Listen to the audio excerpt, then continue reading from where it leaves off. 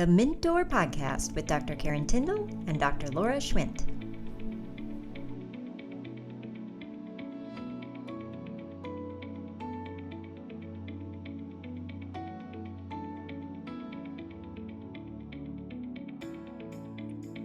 Are you tired of the burnout cycle?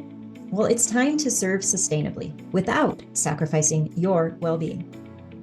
The Mint Door's elite performance coaching can help you cultivate a holistic approach to your well-being, enhance your leadership and self-mastery skills, and on top of that, optimize your life for successful personal and professional fulfillment.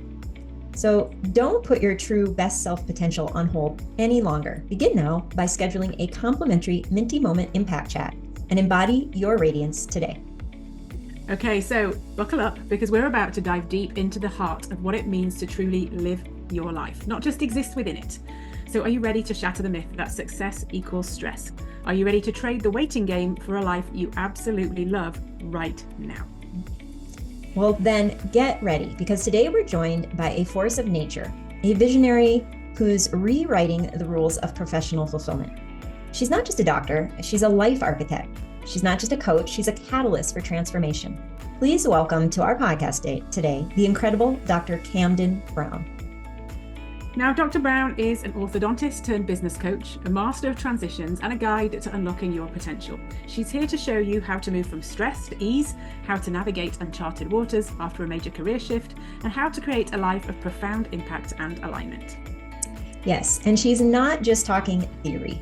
Dr. Brown is bringing the science, the mindfulness, and the mindset tools you need to slow down, cultivate curiosity, and finally get crystal clear on what you truly want. So, are you ready to stop waiting for someday and start living your extraordinary life today?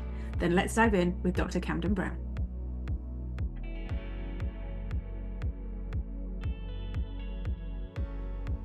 Well, welcome listeners. We are thrilled today to bring on the podcast Dr. Camden Brown. Camden, thank you so much for being with us today. And I must say, I'm looking out your window and very jealous. It looks like you have a beautiful setting, and thank you for bringing your sunshine personally, but also in the background. That's awesome. Thank you for having me. Yes. And we do have beautiful weather here today. Yay. It makes all the difference. For sure. It does. It has significantly changed my life, the weather. Yeah, sorry. No, me too. And that's why I stay here in the United States rather than going back to England, is that the sunshine makes a huge difference. Yes. It's good. Well, definitely. On our Behind the Mask podcast, Camden, we have a classic question that we would like to ask you. And that is, could you tell us about the insecurities that you've maybe hidden behind your professional mask, and perhaps how they shaped who you are today? Yeah. I love this question. It's a wonderful one. I feel like if I think of it in summary, it's ideas of being too much or too little. And in too much, it could be ways of like, without work, I'm playful. When I'm outside of work, I'm more playful. I'm more silly. I'm more creative, maybe more whimsical, like whatever those different areas are.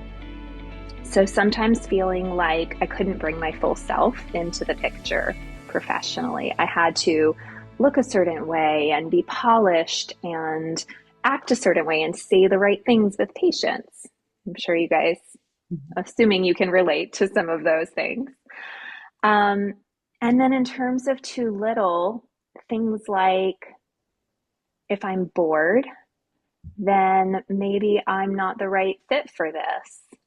Or if I've done a lot of studying, but I don't want to go to another CE right now, then maybe I'm not as good as this colleague who seems to like always be all in. Or you know, again, like the forums, you look at cases and then you start to think like, what if I'm not as good as they are, or like not good enough, or whatever those things are, even though a lot of the times I would have um, other indications that clinically everything was good, there was sometimes that voice that would come up, especially when you're on Facebook forums and things like that. So discovering, I mean, having those insecurities, and thank you for being vulnerable and sharing them, because that's not an easy thing to do to start off with, to put them out into the world. But if you take those things that you experienced, how did that shape who you have become now? Mm, yeah. Um, well, I'm doing some coaching now, and I think it helps me understand what people are going through and feel like I can really, yeah, I can understand what other people's insecurities are and create a space where people can open up and have that vulnerability. Mm-hmm. Clinically, it can be, well, I'll say in terms of things like not being good enough, it's shaped the ways that I engage with social media, for example. So there was a period of time where I took a very significant break from orthodontic forums, and I'm much more cautious now about how I engage with them. So there was a point where I took them all off my feeds, and I basically made a rule that if I wanted to look up something, I had to intentionally go to that forum. It wasn't going to just like fill my content constantly. Um, and I think it's a continued exploration in like, how can I bring my full self clinically? How can I allow more play and creativity?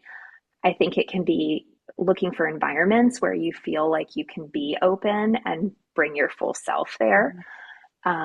It can be leaving environments where you feel like the opposite is true.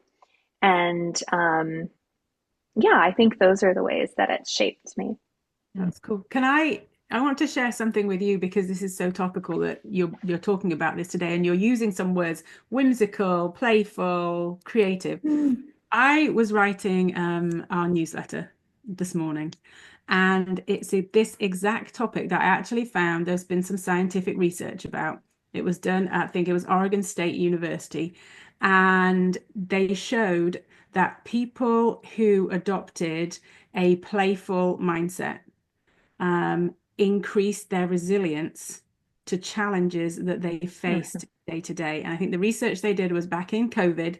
There were two groups of people. One had more their focus was on playfulness, and these were adults. And they increased their resilience to the challenges that were presented to them during that time.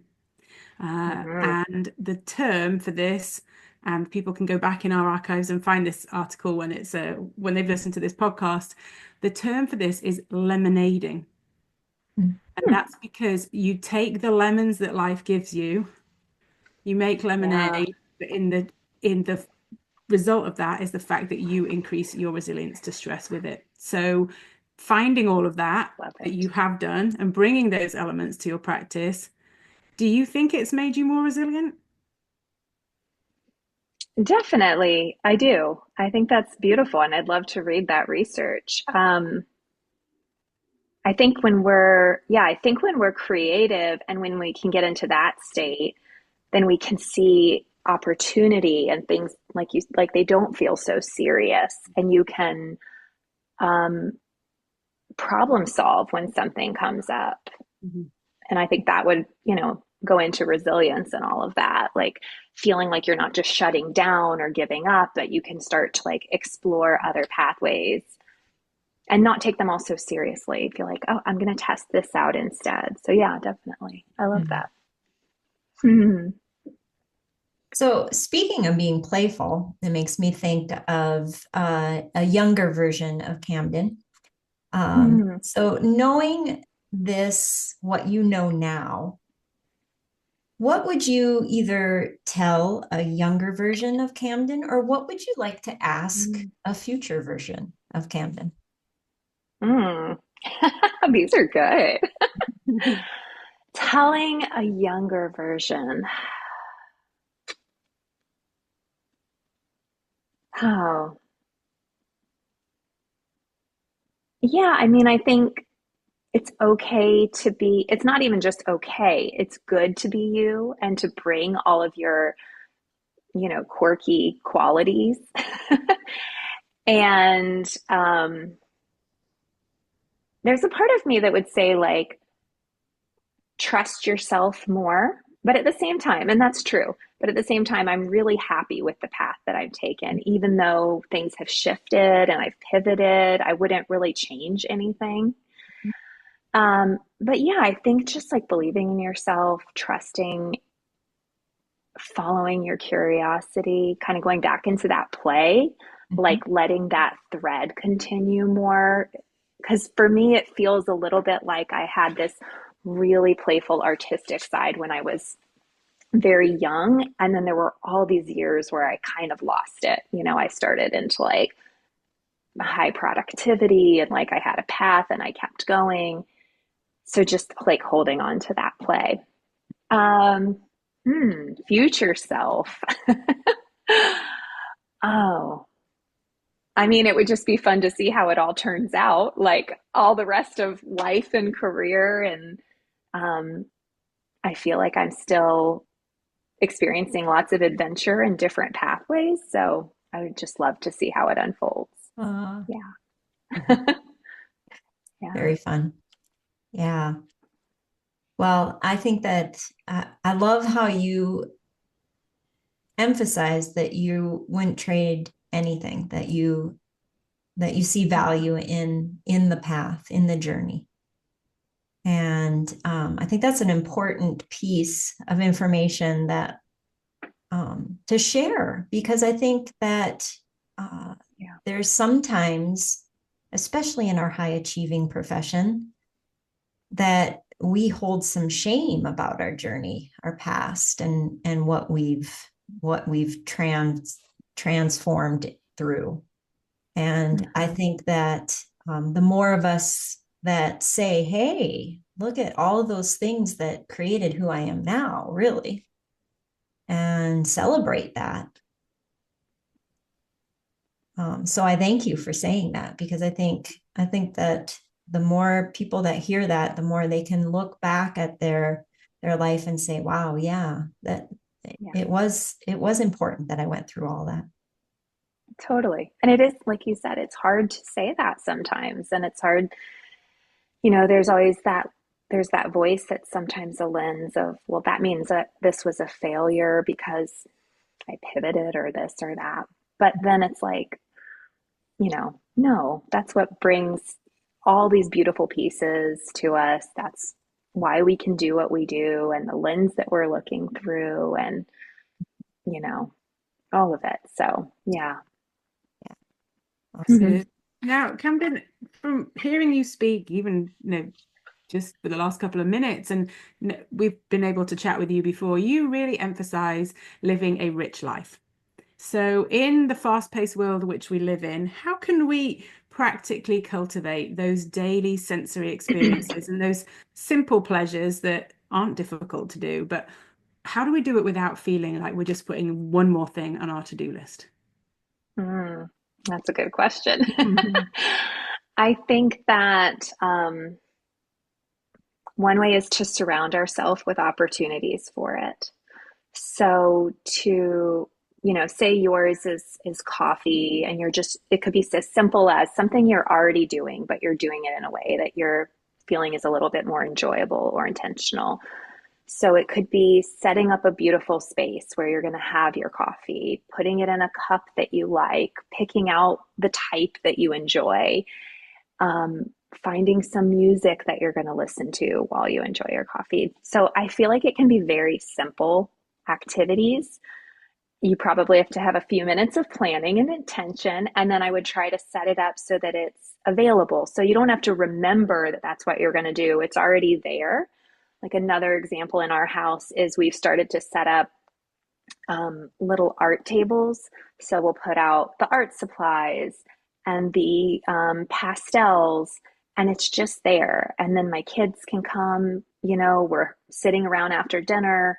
My son Ben will come and do it. Or if I'm getting ready to have a meeting and I'm feeling like I kind of just want to like get in some creative flow, I'll engage in it.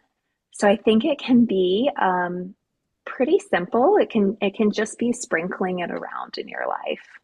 Yeah, there's some lovely examples. I really like that, the art one. What's one of those things that you do that's just for you? Mm, that I do just for me. I mean, I actually I get a lot of pleasure making my Instagram reels, and I use them like I'll see something that I really love that I'm genuinely feeling connected to, and I'll make a reel about it. Or I use it like I'll have a moment with my kids and I'll want to capture that and remember it. So I think that's one thing that I mean, I guess that's for other people too, but I feel like it's for me. I was thinking about my Instagram the other day and I was thinking it's really like almost an album for me at this point of those rich moments. I think that's the way it should be. Mm-hmm. Yeah. Mm-hmm. It's the way that feels right. And then, I have noticed that I have like, 10 posts and then zero posts because it's totally following my own energy. But it is what it is. It's a collection I enjoy looking back at. Yeah.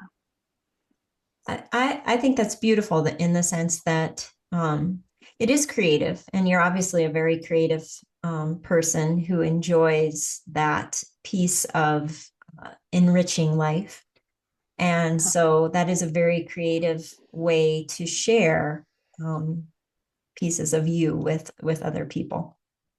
Thank you. Yeah, Yeah, yeah, I do enjoy that's it. awesome. When you talk about this rich life, I just, and you have such a nice calm persona when you're describing it. It really does make me feel relaxed and calm and kind of soothes my nervous system, which makes me think about how many leaders, practice owners, maybe underestimate the impact of their nervous system energy on their team, on their patients. Could you maybe give one step or one recommendation for shifting your nervous system when it may be more in that fight or flight state? Yeah, totally. Um, I think there are many ways to do it. And probably the first step is exploring what works for you individually. So, one example, one thing that I love is listening to ambient music, um, especially with over the ear headphones and closing my eyes. And for me, that drops me right in. It's a couple minutes and I'm in a totally different state. So, exploring something like that and listening and being like, maybe you like ambient, maybe it's piano, violin, like what speaks to you and just feels like it is really grounding. Um, Another very simple one is doing downward facing dog. So, just taking a couple minutes, getting your palms with some pressure on the floor and getting some deep breaths in. Deep breathing would be another one. So, whether it's guided or simply having a longer exhale than inhale.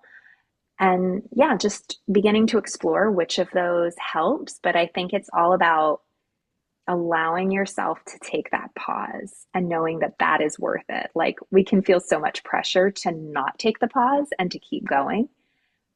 But when we do, it helps tremendously and it affects others around us. Yeah. Yeah, there's a lot of pressure, especially in a dental setting, to like just keep going, especially you as an orthodontist, seeing how many patients a day, right? Yes. A lot of patience. Yeah.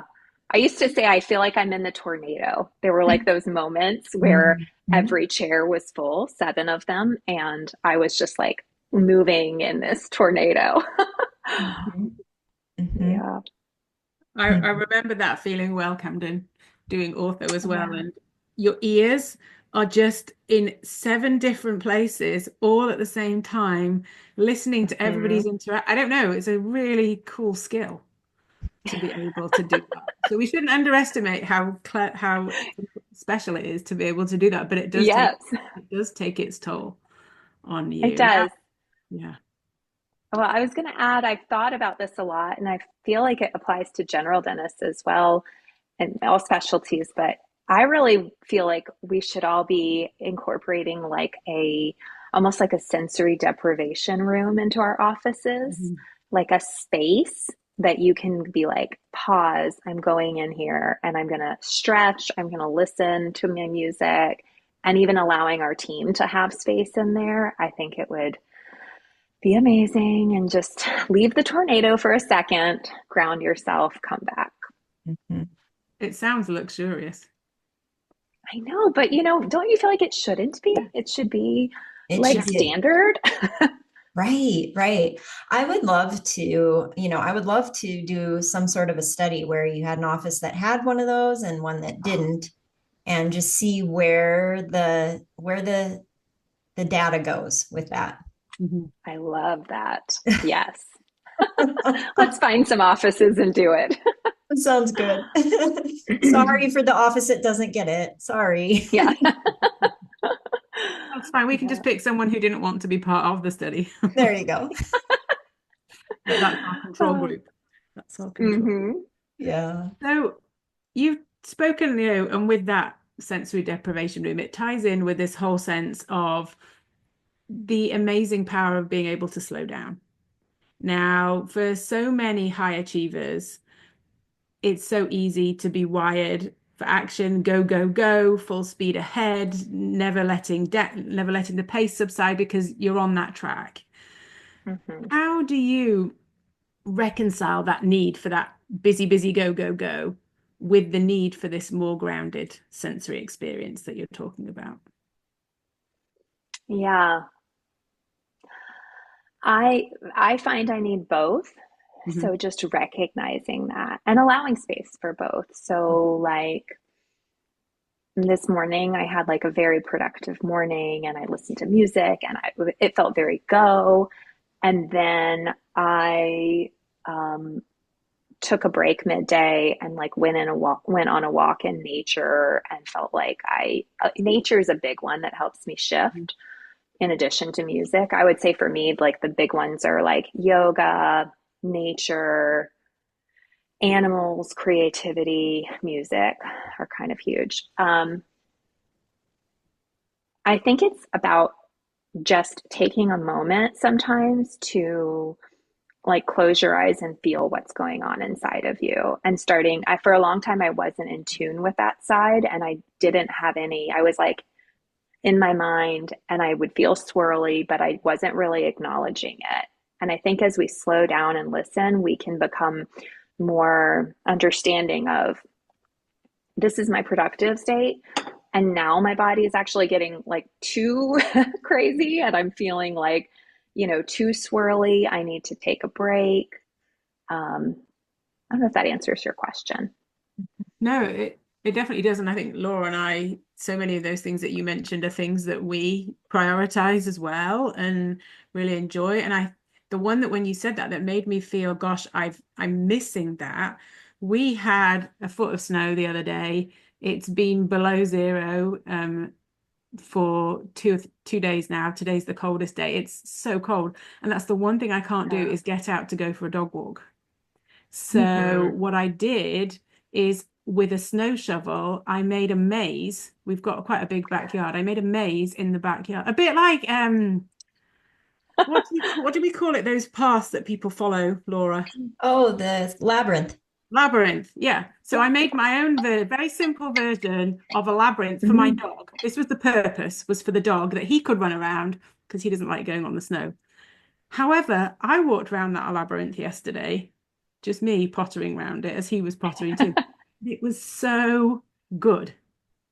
Yeah. So I was missing the walk, but being able to get out and in the sunshine and walk around all fully dressed up with hats and everything, but it makes such a difference. Such a difference. I love that. And I Mhm. love how you made it happen, like regardless of what the weather was and where you were, like It is available. We just often, I know for me, even when I was working, I had such a story in my mind that it wasn't available. I couldn't pause and go do that or whatever. Yeah. Next time I might create one for the dog and then one for me. Yeah. I Yeah. love it. Yeah, I love how you bring up the story about how I don't have time or I don't have and I don't know who said this, I'll misquote it, but somebody that said, if you don't have time for an hour of meditation, you should do two. Mhm. Yes. And that is perfect. Yes. Right, right. But that the ROI on those breaks is huge. And I think that's something that sometimes we forget. Like we're Mhm. so focused on the ROI of what we're doing that's productive that we forget the ROI of taking a break and how we can come back and be more productive and that clearer mind and maybe even get to the end of the day and feel halfway decent instead of completely depleted. Yes, 100%.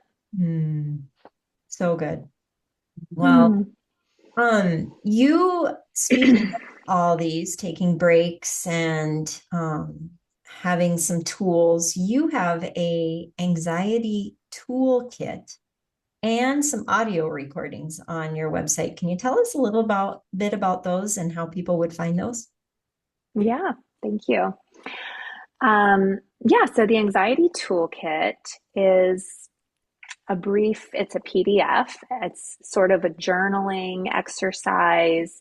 It has prompts, it has different topics to explore, and it's meant to be done in conjunction with the audio that I have.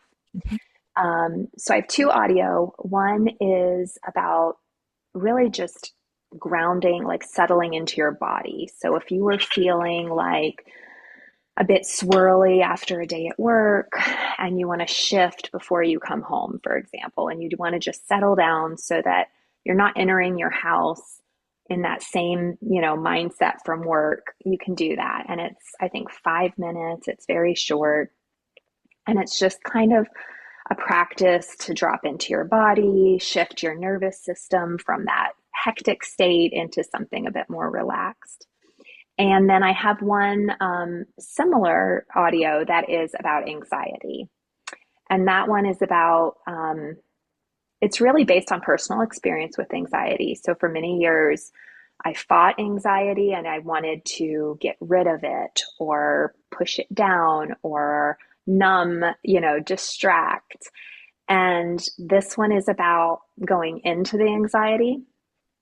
So it's about going inward and befriending it, getting to know it, feeling it in your body. And um, through that process, you will tend to feel some relief at some point of it. But if you go into it with more of that piece of that mindset of like curiosity and almost befriending it, it's kind of magical sometimes what comes up, what layers are there or what stories. So that one again is like 5 minutes and it's meant to be done again with the toolkit. Mhm. Very nice. And then you also have a special offering for our listeners if they mention that they heard this podcast. And Yeah. yeah, tell us a little bit about that. I'm offering your listeners a 1 hour free coaching session on whatever topic they want to talk about. So if it's anxiety, if it's a career decision, um, I will give all of me for them, to that 1 hour and try to help them, really make progress on whatever they need help with. That's super awesome. Listeners, you better take advantage of that. That is phenomenal. Oh, and so now you, in addition to all the other roles that you play and the hats that you wear, you're doing one-to-one coaching for doctors that are going through transitions. Can you tell us a little bit about the doctors that you work with and how they'd reach out to you? Yeah, thank you. Mhm. Yeah, so working with doctors that are undergoing transitions and challenges. So it can be something external, such as a shift in their career, an end of one phase, beginning of another, explorations in that. And it can be internal as well. So whether that's wanting to shift from anxiety and overwhelm into feeling more aligned and grounded, or boredom into something that they're just feeling like really excited about. So that whole realm. What else was I supposed to answer? Just the different transitions of ways that you work with dentists. Yeah. Okay, yeah. So that was that. And so I'm doing one-on-one coaching, and they can find me. That was the last question. You can find me at camdenbrown.com, and they can reach out through that. Fantastic. Awesome. drcamdenbrown.com. Sorry, it's the end of this and I'm getting scattered. That's all right. We'll make sure that it's in the show notes, and for anyone that's watching the video, it will be on the screen when you watch this video. So we'll make sure that the correct link is there. Yeah, thank you. Yes. No, Take no care worries. of me. Yeah. No worries. And then sometimes you even said that you work with some teams for a select number of cases. Tell us a little bit about that. Yeah, so that's a new exploration, and it's really fun. Working with dental teams. So if there's a doctor who feels like, they love doing clinical, for example, but they're feeling a bit overwhelmed managing the emotional aspect of running your team and the clinical. And I know when I was in practice, I felt that way. I absolutely loved the emotional side. But when I was running the practice and I was wearing so many hats, I really didn't have the bandwidth for it. So what I'm doing is helping and basically being there as another doctor that can take on some of that role and help the doctor to feel a bit lighter, like they don't have to do all of that. So what I do is, it can go in a lot of different ways. It can be that I just come into the office and do one-time session, a lesson on something. And then the other way I'm doing it is meeting with all of the team members one-on-one. So basically doing coaching for each person. And then once I have, I get to know them and I understand them, then it can be different levels of support, whether that's daily or weekly or monthly, and I'm checking in and just helping with things. That's fantastic. Yeah, so it's really fun. Yeah, so needed, right? Yes. And I really, again, that was just, it's like, born from my own experience owning a practice. I don't know if that's how it felt for you guys, but I think we all love that aspect, but when you're doing all of it, it's hard to be there for people at that level. Yeah. Karen and I always talk about the end of the day when you're, finishing up that last note and just about to close down your computer and you're looking at your watch because you got to go get your kids, and somebody comes in and says, "Can we talk?" Yes, it's the worst. You're like, maybe. And what if you could say, "Go talk to Dr. Camden," and then she'll filter it back to me and we'll get this all, that's my goal, is just to help with that burden. Yeah. I'm sure every dentist out there can identify with that moment. Yes. and appreciate any support in that. Yes. Awesome. Well, thank you for sharing. Is there anything we didn't touch on today that you would like to add to our conversation? I don't think so. It was a lovely conversation. Thank you for having me. You're welcome. Yeah, it was a lovely conversation, and I really appreciate how you're sharing your gifts with the world. And thanks for sharing them with us today on the podcast. Thank you. Well, listeners, we hope you found some encouragement with Dr. Camden Brown today, and know that we adore you. We'll see you on the next episode of the Mint Door Podcast. Bye. Bye. Okay. Thanks for listening, and subscribe for more holistic performance content.